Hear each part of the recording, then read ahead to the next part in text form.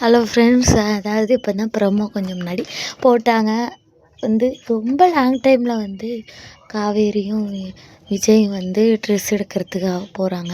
அதாவது ஃபஸ்ட்டு ஷூட்டிங்னு சொல்லிட்டு நம்ம எல்பி ஒரு போஸ்ட்டு போட்டிருந்தாங்கல்ல, அதுக்கு இதான் கண்டினியூட்டின்னு நினைக்கிறேன். அதாவது 2 பேருமே காரில் பேசிகிட்டே வர்றாங்க ட்ரெஸ் எடுக்கிறத பற்றி. அப்புறம் கடைக்கு ட்ரெஸ் செலக்ட் பண்ணுற மாதிரி தான் காட்டுறாங்க.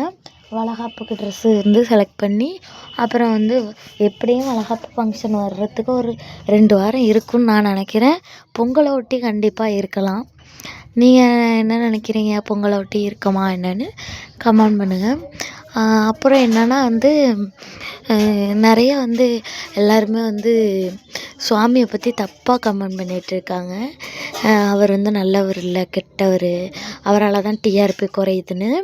உங்கள் வாயெல்லாம் கொஞ்சம் மூடிக்கிட்டு இந்த பக்கம் வராமல் வேறு எந்த பக்கமாவது போங்க.